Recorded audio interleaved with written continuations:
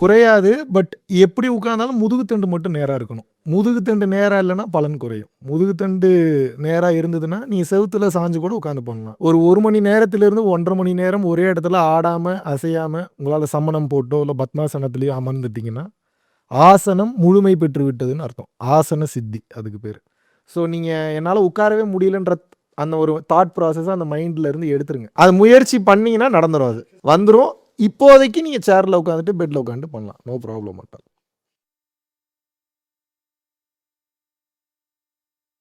அவஸ்தைப்படுவீங்க. அவஸ்தைன்னா சுகமான அவஸ்தை. அது எப்படின்னா, இப்ப உங்களுக்கு புரிய வைக்கிறேன். காய்ச்சல் போற டைம்ல உடம்புல ஒரு பெயின் இருக்கும். ஆனால் சுகமாவும் இருக்கும். பார்த்துருக்கீங்களா? அத அனுபவிச்சிருக்கீங்களா? சுகமான அவஸ்தை. எக்ஸாம்பிளுக்கு இப்ப ஜிம்முக்கு போறீங்க, தம்பிள்ஸ் போடுறீங்க, தண்டால் போடுறீங்க. ஃபர்ஸ்ட் எல்லாம் பண்ணிரும். 2வது நாள், 3வது நாள் பெயின் நெறையா இருக்கும். 4வது நாள், 5வது நாள் பெயின் இருக்கிற மாரி இருக்கும், இல்லாத மாரி இருக்கும். அந்த ஃபீல் அனுபவிச்சிருக்கீங்களா? சுகமான அவஸ்தை. வெளிமூச்சு உள்மூச்சா திரும்புதுன்னா, அதுக்கு அர்த்தம் என்ன அப்படின்னா, மனித நிலையிலிருந்து தெய்வீக நிலைக்கு போகிறீர்கள். மனம் இறந்து கொண்டிருக்கிறது. ஒரு மூக்கில் இருக்கக்கூடிய 2 நாசிகள் வழியாக காற்று அதிகமாக வெளியே போனால் மனித நிலை. 2 நாசிகள் வழியாக உங்கள் காற்று கொஞ்சம் கொஞ்சமாக குறைந்து கொண்டே வருது அப்படின்னா சித்த நிலை. எக்ஸ்பிளைன் பண்ண முடியாது. ஒரு டிஃபரெண்ட்டா இருக்கும். கண்ணு டக்குன்னு ஹீட் ஆகும். டக்குன்னு யாரை பார்த்தாலும் கோவம் வரும் சில நேரத்துல. சம்மந்தமே இல்லாம. ஏன்னா அந்த மூச்சு வந்து வேற ஒரு நிலைக்கு போகுது. டக்குன்னு வந்து பார்த்தீங்கன்னா ஆனந்தமா இருக்கும். டக்குன்னு வந்து பார்த்தீங்கன்னா ஒரு ஒரு ஒரு கை கால் சுருக்கி படுத்துக்கணும்னு தோணும். டக்குன்னு மூச்சு விடுறதுக்கு ரொம்ப சிரமமா இருக்கும். அதுக்கெல்லாம் பயப்படாம அடுத்த கட்டம் போணும். சாக துணிந்தவனுக்கு தான் இந்த பழம். இல்லனா கிடைக்காது.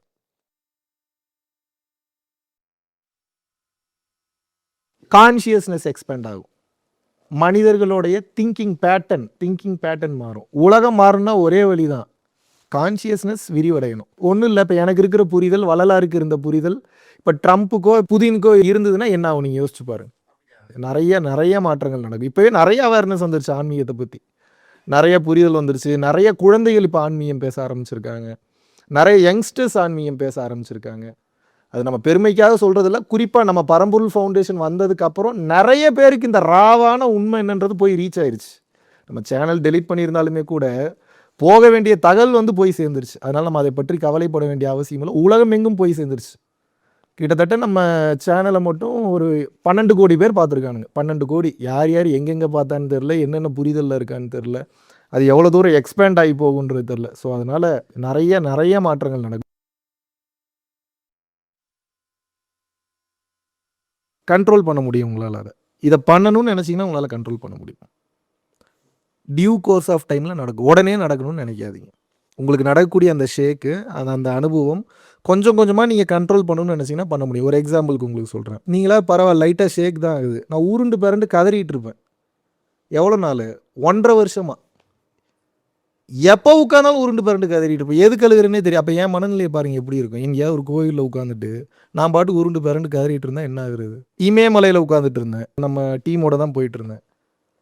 மெடிடேஷன் உட்காந்து 3 நிமிஷத்துல பீக்குக்கு போயிட்டேன். நான் விழுந்திருந்தேன்னா கீழ விழுந்தா அப்படியே கீழ விழுந்து செத்துருப்பேன். நல்ல வேளை நம்ம ஆளுங்க வந்து புடிச்சுட்டாங்க. அப்ப நான் எவ்வளோ டேஞ்சர்ல இருந்திருப்பேன். அத நோட் பண்ணி பாருங்க. அப்ப நான் என்ன பண்ணேன்? இந்த நிலைய நான் கண்ட்ரோல் பண்ணணுன்ற ஒரு முடிவுக்கு வரேன். விச் மீன்ஸ் எனக்கு அது ஒரு ஆனந்தமான அனுபவமாக இருந்தாலும், அது எனக்கு நெறைய பாசிட்டிவிட்டிய குடுத்தாலும், இந்த உலகத்துல இன்னும் நான் வாழ்ந்துட்டு இருக்கேன். அப்ப அத நான் கண்ட்ரோல்ல வச்சிருக்கணுன்ற முடிவுக்கு வந்தேன். அத நான் கண்ட்ரோல் பண்ணணும் அப்படின்ற அந்த முடிவுக்கு வந்தேன். அத கண்ட்ரோல் பண்ணணும்னு நெனச்ச உடனே அத கண்ட்ரோல் பண்ணிட்டேன் நானு. நீங்க நெனச்சீங்கன்னா அத பண்ணலாம்.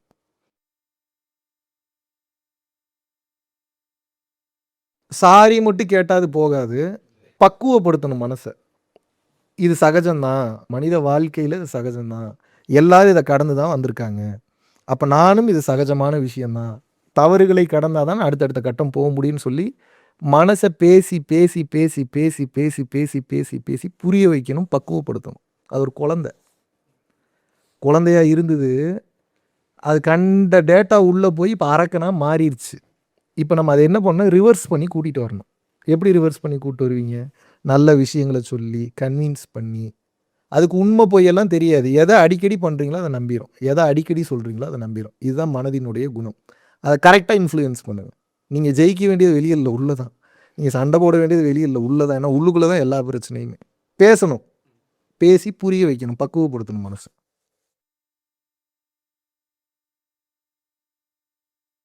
எனக்கு ஒரு தேவைன்னு ஒன்று வந்துருச்சுனாவே தாட் ஓட ஆரம்பிச்சிடும். மறுபடியும் தேவையில்லாமல் இந்த உலகத்தில் யாரும் வாழ முடியாது. அப்போ தாட்டே இல்லாமல் வாழணும்னு நினைக்காதீங்க. எனக்கு எத்தனை தாட் வேணாலும் வரட்டும், அந்த வர்ற தாட்டு பூரா இன்னொருத்தனுடைய நன்மைக்கு தான். அப்படி மாற்றிடுங்க. இது ரொம்ப ஈஸி. நீங்கள் தாட்டை நிறுத்தணும்னு நினச்சிங்கன்னா மாட்டிப்பீங்க.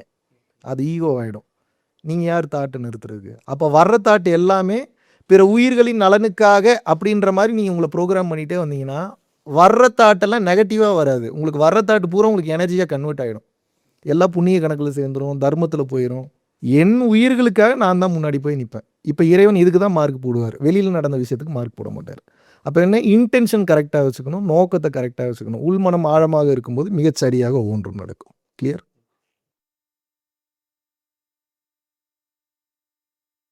Any kind of meditation if you do, பசி தானாக குறையும்.